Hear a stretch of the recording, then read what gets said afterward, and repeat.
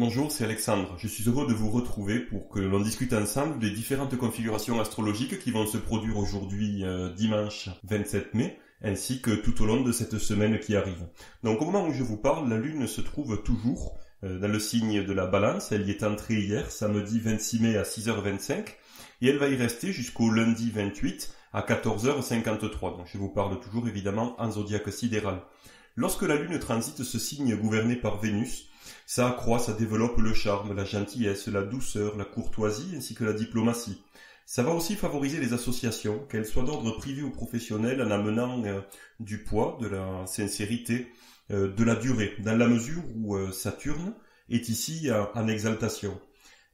Ça va donc apporter de la profondeur dans les différentes relations que vous établirez ou que vous débuterez sous de telles influences.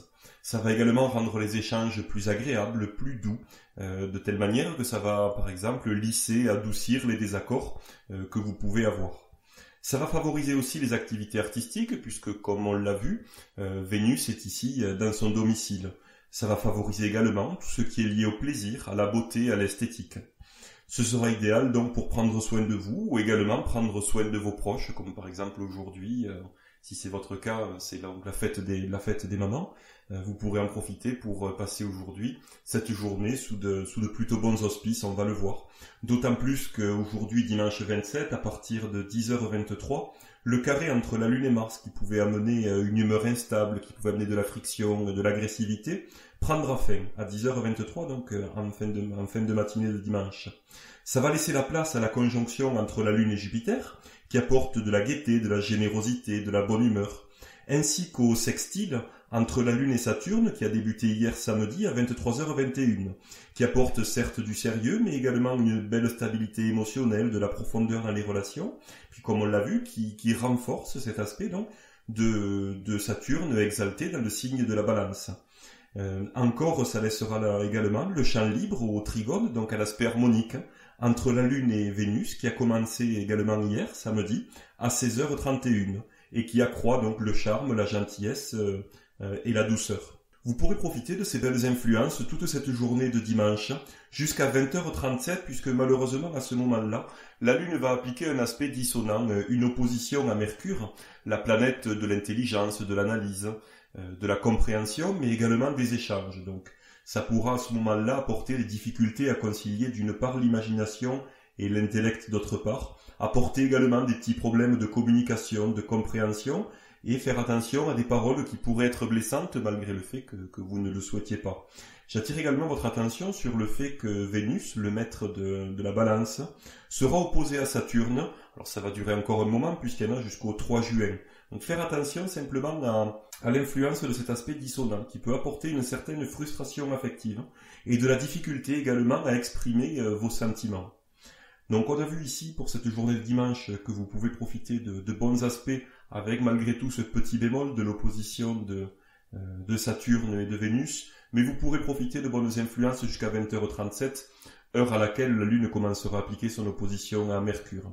Dès demain, lundi 28 dans la nuit donc, à 1h41, le trigone entre la Lune et Vénus prendra fin, puis à 14h53, la Lune sortira du signe de la Balance pour entrer dans le signe du Scorpion, où là les influences seront radicalement différentes, dans la mesure où la Balance est gouvernée par la planète de la douceur, de la gentillesse, de la beauté, des arts, qui est Vénus.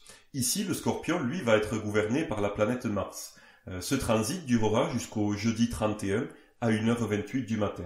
Dans le signe du Scorpion, la Lune est en chute. D'un côté, donc les émotions sont intériorisées, étouffées, perdent même en qualité, c'est-à-dire qu'on peut ressentir des choses plutôt désagréables. Toute la sphère émotionnelle est empreinte d'émotions qui peuvent parfois dériver sur des choses un petit peu difficiles à vivre, un petit peu malsaines, un petit peu dans l'envie, un petit peu dans la jalousie. Mais c'est aussi un signe d'eau, donc les ressentis sont forts, la sphère émotionnelle est également très forte. Les événements sont vécus avec passion, avec fougue, puisqu'on est ici dans un signe gouverné avec Mars. Les rencontres, évidemment, sont très intenses, avec en plus quelques risques d'excès. Le magnétisme, la séduction est exacerbée lorsque la Lune transite ce signe du Scorpion. Ça développe aussi les envies, évidemment, charnelles. Mais ça crée aussi donc un conflit intérieur entre le niveau émotionnel qui est particulièrement développé, particulièrement haut, et cette attitude d'intériorisation, à savoir de rejeter et d'intérioriser tout ce que vous pouvez ressentir à ce moment-là, malgré le fait que vous le ressentez de façon en plus très très forte, de façon vraiment enflammée. Donc attention à ne pas tomber dans ce côté-là, qui pourrait générer de l'agressivité, de la violence, et particulièrement dirigée vers vous-même, sous forme d'autodestruction.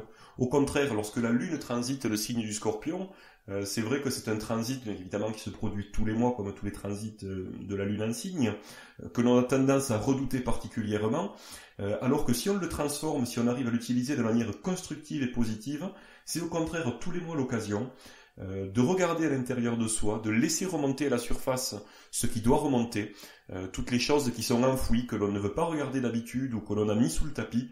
Eh bien, ce transit de la Lune dans le signe du Scorpion est idéal pour cela, pour le laisser remonter, puisque de toute manière, cette influence est là. Et au lieu de tout faire pour ne pas le regarder à côté, eh bien, qu'on reprendre à bras le corps toutes ces choses-là qui remontent, de manière à travailler dessus et à transformer, que ce soit ces ressentis, que ce soit toutes ces mémoires, toutes ces émotions.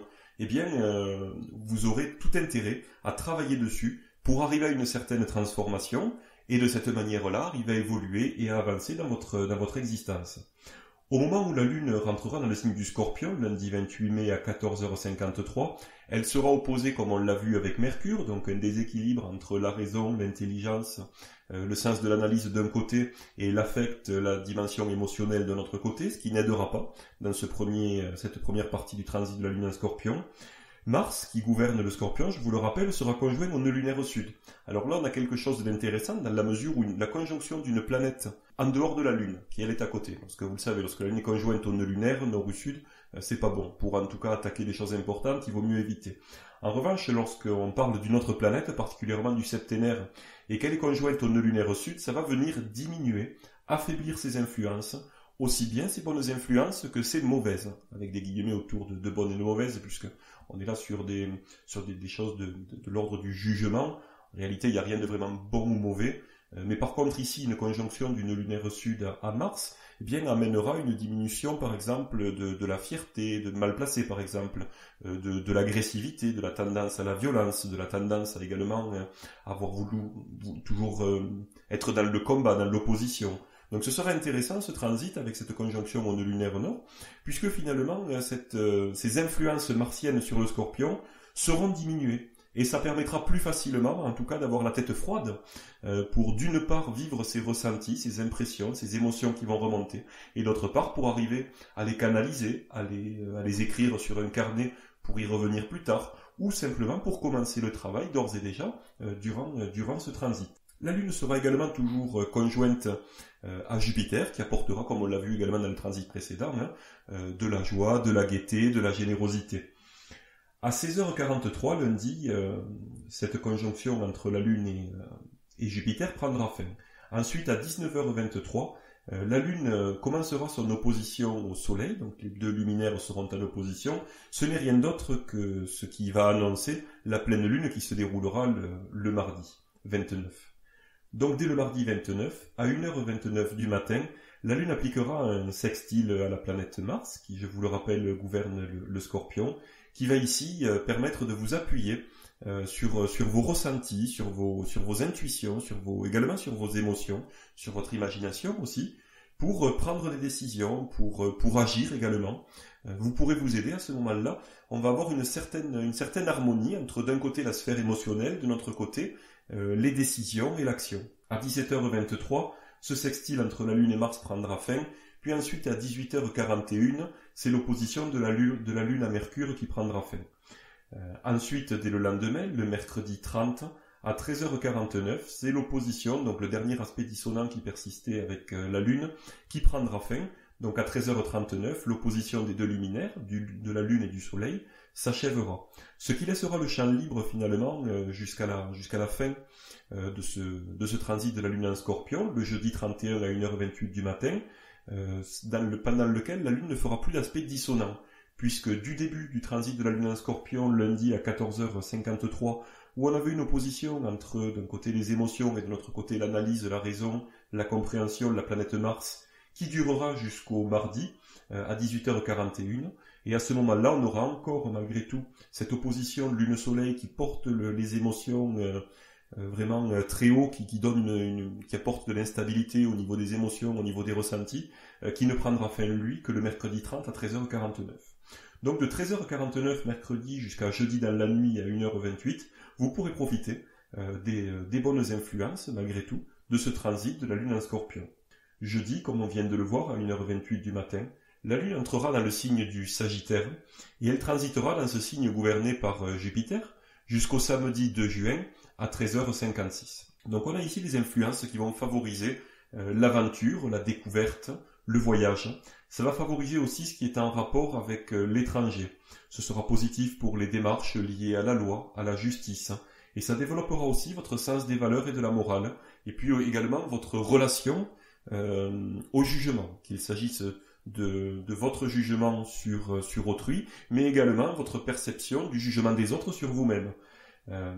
Ça va favoriser aussi les activités religieuses, spirituelles ou philosophiques, de façon générale, les idées élevées. Ça va vous permettre donc d'apporter, de créer du changement là où il y en a besoin, de la nouveauté. Ça apporte aussi de l'optimisme, des pensées larges et élevées, ainsi que de façon générale de la bonne humeur. Lorsque la Lune entrera donc dans le signe du Sagittaire, jeudi 31 à 1h28, elle ne fera pas d'aspect. Même si le maître du Sagittaire, Jupiter, sera en trigone, donc en aspect harmonique avec Vénus, on a ici donc les deux planètes dites bénéfiques qui seront liées par un aspect harmonique, donc ce qui va favoriser l'envie de prendre du plaisir, de jouir de la vie. Ça apportera également de la chance, mais attention, comme à chaque fois qu'on a des aspects harmoniques, ici des très beaux aspects harmoniques en plus entre les deux planètes bénéfiques, à ne pas vous reposer sur vos lauriers. Alors ça c'est vrai en astrologie élective, c'est-à-dire lorsqu'il s'agit de choisir le meilleur moment pour agir, mais c'est aussi vrai lorsque vous analysez un thème astral, un thème de naissance. Finalement, on se rend compte que c'est les gens qui avaient finalement le moins de facilité au départ, c'est-à-dire le moins d'aspects harmoniques dans leur thème de naissance. Évidemment, il ne faut pas que tout soit noir, il ne faut pas que ce soit que des carrés et des oppositions. Mais on se rend compte que les gens qui finalement n'ont pas d'aspect dissonant, comme des carrés ou des oppositions dans leur thème, qui n'ont que des aspects harmoniques, eh bien ont finalement des vies assez banales, des vies dans lesquelles ils ont du mal à se réaliser, du mal à avancer, du mal à faire des choses. Alors que des personnes qui vont avoir certes des aspects harmoniques, mais aussi des aspects dissonants forts, sans forcément qu'il y en ait beaucoup, mais un certain nombre assez fort dans leur thème, eh bien c'est souvent chez ces gens-là que l'on va remarquer des vies particulières certes, mais le plus d'avancées, d'évolution et d'actes posés dans la vie. C'est également vrai donc en astrologie élective, lorsqu'on choisit le bon moment pour agir. Lorsque vous avez des configurations qui sont trop belles, trop parfaites, eh bien, il faut faire attention parce qu'à ces moments-là, on a tendance à se reposer sur ses lauriers, à avoir ses facilités, ses potentiels tout autour de soi. On s'en rend compte, on les voit et finalement on attend que ça vienne. Et c'est ici justement qu'il est intéressant d'exercer votre libre arbitre. Qu'on parle de votre thème de naissance, si vous avez des aspects harmoniques, ou que vous avez par exemple des maisons astrologiques, donc des champs d'expérience de votre vie, des domaines entiers de votre vie sur lesquels vous avez des aspects harmoniques à l'intérieur, c'est-à-dire qui sont baignés de chance, de réussite, eh bien il faut faire attention à ne pas attendre que ça vienne tout seul. Au contraire, il vous faut exercer votre libre arbitre pour stimuler, pour réveiller, et pour arriver à concrétiser ces potentiels latents qu'il y a dans votre thème. De la même manière ici, lorsqu'on a, pendant tout ce transit de la Lune en Sagittaire, le maître du Sagittaire, Jupiter, qui est en aspect harmonique avec Vénus, eh bien il va falloir que vous preniez entre guillemets le taureau par les cornes et que vous agissiez pour arriver à concrétiser ce super potentiel vraiment que nous avons dans le ciel à ce moment-là. Revenons aux analyses des différentes configurations donc pour ce transit de la Lune en Sagittaire. Jeudi 31, donc à 7h10, la Lune va commencer à appliquer une conjonction à Saturne, alors qui apporte certes le sens des responsabilités, du sérieux, mais à l'excès, ces deux planètes ne s'entendent pas très bien, donc lorsqu'elles sont conjointes, ça peut également apporter une certaine tristesse, une certaine morosité, voire une certaine mélancolie. Malgré tout, ce n'est pas un aspect dissonant. Le premier aspect dissonant arrivera jeudi, à 20h38. Il s'agit d'une opposition entre la Lune et Vénus, qui pourra faire ressentir une certaine difficulté à accéder, à vivre le bonheur, à créer une certaine insatisfaction, et puis de la difficulté d'un côté entre accéder à ce qui nous rend réellement heureux d'un côté et les rêves, les aspirations que l'on peut avoir de notre côté. Ça va créer un déséquilibre à ce niveau-là, c'est-à-dire des rêves, des envies qui vont aller dans une direction, mais malheureusement ce ne sera pas la direction qu'il faudrait prendre pour éprouver du bonheur, de la joie dans cette vie.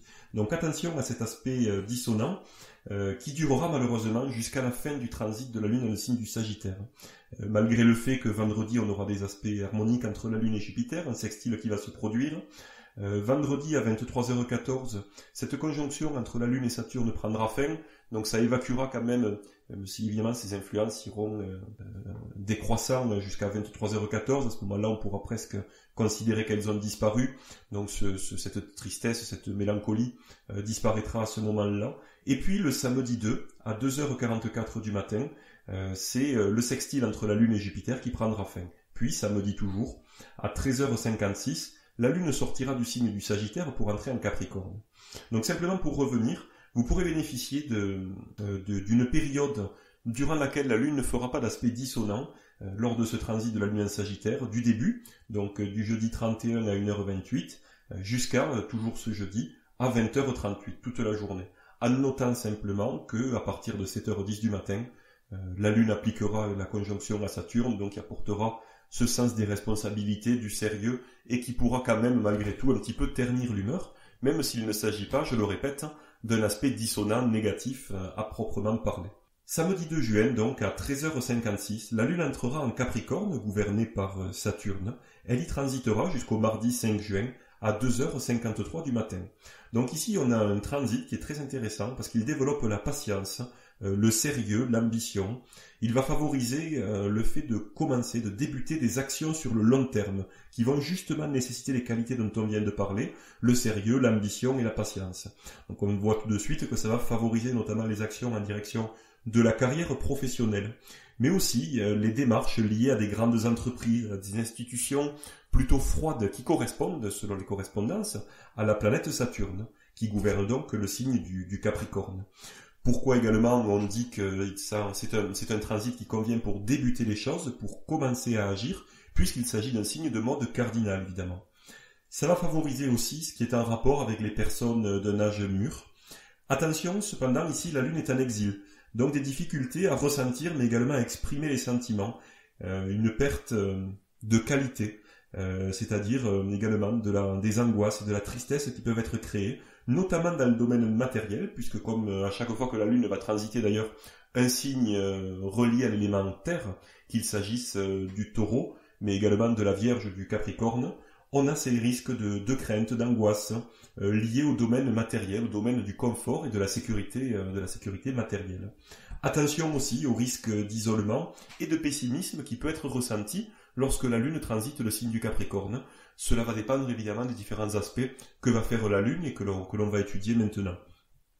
Donc samedi 2 juin à 13h56, lorsque la Lune entrera dans le Capricorne, elle sera opposée à Vénus, comme on l'a vu. Saturne en plus sera opposé également à Vénus, et ce comme on l'a vu au début de ce podcast, mais pour vous le rappeler, cette opposition entre Saturne et Vénus durera jusqu'au 3 juin.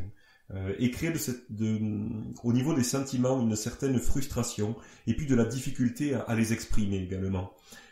Ensuite, à 15h36 samedi, la Lune appliquera une conjonction à Mars, donc également faire attention puisque ça peut apporter de l'impulsivité, une façon d'agir trop dirigée par les émotions et par les ressentis, et de toute manière ici, lorsqu'il s'agit d'une conjonction entre la Lune et Mars, il ne faut vraiment pas se fier à ce que vous ressentez pour agir et pour prendre des décisions. Évitez d'agir de manière impulsive, pour le coup vraiment tournez cette fois la langue dans sa bouche, puisque les décisions ou les actions que vous pourriez faire sous le coup de l'impulsion et de l'émotion, bien vous les regretteriez très certainement par la suite.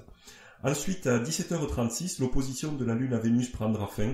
Vous pourrez bénéficier donc d'une petite période d'accalmie, puisqu'à 21h42, la Lune commencera à appliquer la conjonction au nœud lunaire nord. Donc comme vous le savez, on en a un petit peu parlé précédemment, mais lorsque la Lune est conjointe au nœud lunaire nord, même lorsqu'elle est conjointe au nœud lunaire sud d'ailleurs, les règles de l'astrologie traditionnelle recommandent d'éviter d'entreprendre des actions importantes pour vous et qui doivent durer dans le temps. Ensuite, le lendemain, le dimanche 3 à 19h06, la Lune en plus appliquera un carré à Jupiter qui pourra créer des excès au niveau des ressentis, au niveau des émotions, de l'imagination qui pourra aller beaucoup trop loin, mais également dans la manière de la démonstrativité de vos ressentis, de vos émotions. Donc attention, à partir de dimanche soir, dimanche 3, bien sûr, dimanche 3 juin, à faire attention de ne pas être dans l'excès et peut-être un petit peu plus dans la retenue pour contrecarrer ce carré justement entre la Lune et Jupiter. Le lendemain ensuite sera guère meilleur, puisque lundi 4, le carré entre la Lune et Jupiter prendra fin à 19h14, quelques heures avant la fin du transit de la Lune en Capricorne, puisque la Lune sortira du Capricorne pour entrer en Verseau mardi 5 à 2h53 du matin. Pour résumer ce transit de la Lune dans le signe du Capricorne, vous pourrez bénéficier de 2 petites périodes qui seront particulièrement propices, en tout cas qui ne seront pas impactées par les aspects dissonants de la Lune avec des planètes du septénaire. Il s'agit du samedi 2 juin, de 17h36 jusqu'à 21h42, et puis ensuite du lundi 4 à 19h14 jusqu'au mardi 5 dans la nuit à 2h53. Juste, on y reviendra dans l'email d'information qui partira cette semaine, mais la conjonction de la Lune au nœud lunaire nord durera donc du samedi 2 à 21h42 jusqu'au lundi 4 à 14h12. Donc bien retenir ces dates si vous avez des choses importantes à débuter dans ce début de semaine. Faire attention d'essayer d'attendre en tout cas au moins le mardi, puisque si lundi à 14h12 la conjonction Lune lunaire prend fin, on reste toujours avec un aspect dissonant entre la Lune et Jupiter qui est vraiment pas positif pour entreprendre des choses importantes. Donc attendre dès le mardi matin, où là ce sera déjà beaucoup plus intéressant et vous pourrez en plus bénéficier, on y reviendra, du transit de la Lune dans le signe du Verseau. Maintenant que nous avons vu les différentes configurations astrologiques, les différents transits de la Lune ainsi que les différents aspects importants qui vont se produire cette semaine, nous allons revenir sur l'événement marquant, entre guillemets, c'est-à-dire la pleine Lune qui se produira mardi 29. Vous savez que la pleine Lune, on en a parlé, c'est l'opposition entre la Lune et le Soleil, entre les deux luminaires. On dit que la pleine Lune se produit lorsque cette opposition est exacte, c'est-à-dire lorsque l'écart angulaire entre les deux astres sur la carte du ciel est de 180 degrés. Donc cette opposition exacte entre la Lune et le Soleil se produira mardi 29 mai à 16h20. De toute manière, que ce soit un petit peu la veille jusqu'au lendemain, ça dure bien 24 heures et parfois même 48 heures avant l'aspect exact, selon votre réceptivité aux différentes configurations lunaires. Ça crée une forte émotivité, une susceptibilité à fleur de peau. L'humeur devient changeante, le mot lunatique pour le coup prend tout son sens. Ça crée une instabilité émotionnelle, ainsi qu'un déséquilibre entre l'imagination, les pensées d'un côté, et la volonté d'un autre côté, la volonté et l'action. La pleine lune, c'est intéressant, on est à l'apogée de la phase croissante, on est donc juste avant le début de la phase décroissante. C'est le moment pour terminer ce qui doit l'être, mettre fin à ce que vous devez achever. C'est aussi intéressant pour faire une pause, pour regarder en arrière, regarder vos réalisations, ce que vous avez fait, pour également regarder le chemin que vous avez parcouru et célébrer ce parcours. C'est vrai que des fois on a tendance un petit peu à dire j'ai rien fait, à être insatisfait de ces réalisations, de ce que l'on a fait. C'est pas une bonne chose puisque quoi qu'il en soit, on peut toujours regarder derrière soi, regarder d'où on est parti, regarder où on est arrivé et trouver des choses positives dans cela. Et bien la pleine lune, c'est vraiment le moment pour faire ça. À la fois c'est intéressant sur le plan astrologique pour célébrer, pour faire un break, pour regarder ce que vous avez fait, mais c'est aussi très bon sur le plan psychologique, puisque ça permet aussi des fois de regonfler les batteries et de se dire on arrive des fois, on peut être un petit peu fatigué, surtout là qu'on arrive à la fin d'une lune croissante qui peut être en plus menée parfois tambour battant, on peut être un petit peu fatigué. Eh bien c'est intéressant de se poser, de s'asseoir, de regarder derrière soi et de se dire ok, voilà ce que j'ai réalisé, voilà ce que j'ai fait, voilà ce que j'ai créé. Et bien pour le coup de le célébrer dans le sens de ne pas hésiter à ressentir vraiment cette satisfaction de voir ce que vous avez fait, et ça aidera ensuite à repartir du bon pied, tout en gardant à l'esprit que c'est une période qui est chargée évidemment sur le plan émotionnel, donc évitez à ce moment-là de prendre des décisions importantes, puisqu'on n'a vraiment pas la tête froide au moment de la pleine lune, effectivement. Ça permet aussi d'évaluer la situation, et puis comme on l'a vu, de finir avec ce qui doit être achevé. Ici, ce qui est important de voir, c'est dans quelle maison de votre thème astral. Quand on parle de la technique des transits astrologiques, c'est-à-dire de la superposition de la carte du ciel à un moment donné, ici du mardi 29 à 16h20, avec votre thème astral de naissance. Vous pouvez le faire à la main, si vous avez votre thème astral qui est édité. Alors moi, je vous le recommande de le faire en zodiaque sidéral, bien sûr. Et si vous avez votre thème astral que vous avez imprimé, vous pouvez regarder évidemment dans le même type de zodiaque, c'est-à-dire si votre thème est un zodiaque sidéral, il vous faut regarder dans quelle sera la position de la Lune en zodiaque sidéral le mardi 29 à 16h20. Vous le reportez sur votre thème avec un crayon, tout simplement, et vous voyez déjà dans quelle maison ça va se produire. Les maisons astrologiques étant les domaines d'influence, les domaines d'action, les champs d'action de votre vie. On peut avoir les relations, que ce soit les associations amicales ou professionnelles, avec la maison 7 par exemple, on a la maison 4, la famille, on a soi-même l'ego, la maison 1, les possessions matérielles, le fait de comment est-ce que vous gagnez de l'argent, la maison 2, les réalisations sociales, la maison 10. Voilà, sur ces 12 maisons, chacune d'entre elles va représenter des domaines de votre vie.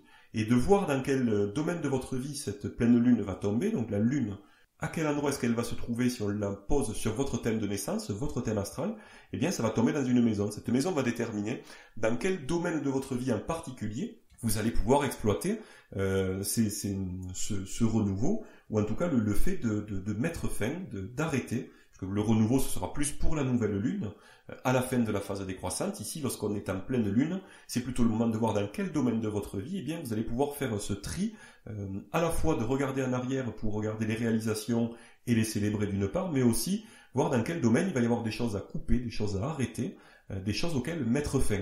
Évidemment, ça va vous permettre en plus d'attaquer cette phase décroissante qui, elle, sera favorable pour le repos, pour l'introspection, mais aussi pour le bannissement. C'est-à-dire, si vous avez par exemple des choses dont vous devez vous séparer, vous ne l'avez pas encore fait, puisqu'effectivement la pleine lune n'est pas propice à la prise de décision, ça va être le début de la prise de conscience.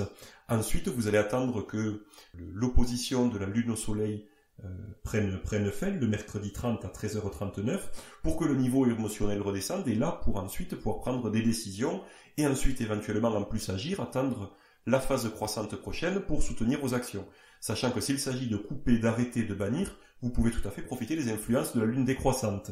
Donc à partir du mercredi 30 à 13h39, c'est-à-dire la fin de l'aspect dissonant de l'opposition entre les deux luminaires, c'est-à-dire un état émotionnel qui reviendra déjà un petit peu plus à la normale. Ça vous préparera donc pour le terrain, pour mieux repartir lors de la nouvelle lune, la prochaine nouvelle lune, qui débutera la phase croissante lunaire.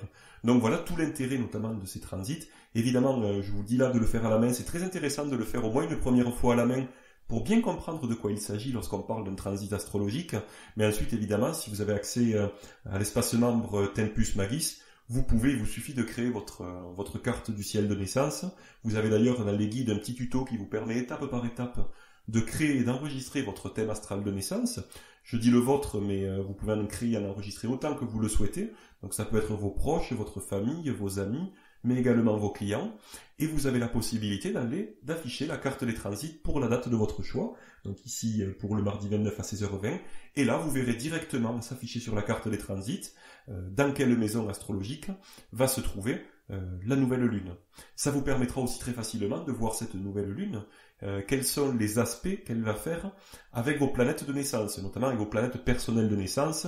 Plus il va y avoir d'aspects avec vos planètes personnelles de naissance, ou effectivement si cette pleine lune, se trouve à un angle de votre thème, c'est-à-dire conjointe à votre ascendant, mais également à votre descendant, au milieu du ciel ou au fond du ciel, ça va donner de l'importance, c'est-à-dire que vous ressentirez les influences de cette pleine lune de façon particulièrement forte. Et c'est là qu'est tout l'intérêt de cette technique des transits astrologiques, c'est que ça vous permet de personnaliser pour votre personne, pour vous, vraiment par rapport à votre thème de naissance, ces informations, ces influences générales dont on parle à chaque fois dans les emails d'information astrologique, mais également dans ces podcasts. Donc voilà, ça je vous encourage vraiment, vous pouvez le faire à la main également, c'est intéressant, ça vous permet de vraiment comprendre de quoi il s'agit, et puis évidemment, si vous pouvez accéder à l'espace membre Tempus Magis, à votre espace membre, eh bien à chaque fois que nous allons avoir une nouvelle lune, une pleine lune, de regarder d'une part les aspects que ça va faire avec votre thème, pour savoir si vous allez le ressentir de manière forte, ou au contraire plus atténuée, et puis également de voir dans quelle maison ça va tomber, pour savoir quel champ d'expérience, dans quel domaine de votre vie, vous allez ressentir le plus ces influences, et puis également dans quel champ, dans quel domaine de votre vie, ce sera le plus intéressant d'utiliser ici cette idée comme ça d'arrêter, de couper, de finir, de terminer. Et puis, lorsqu'on parlera de la nouvelle lune, dans quel domaine de votre vie, ce sera le plus intéressant de commencer, de créer du renouveau et d'aller de l'avant. Donc voilà tout l'intérêt vraiment de cette technique qui est pragmatique, qui est datée et qui fonctionne vraiment très très bien. Voilà, et bien écoutez, je crois qu'on a fait maintenant le tour des différentes configurations, les différentes informations astrologiques importantes de cette semaine. Il ne me reste plus qu'à vous souhaiter une belle journée de dimanche si vous m'écoutez aujourd'hui dimanche, ou une excellente journée de lundi si vous m'écoutez lundi, et puis quoi qu'il en soit, une excellente semaine. Je vous dis à très bientôt, bye.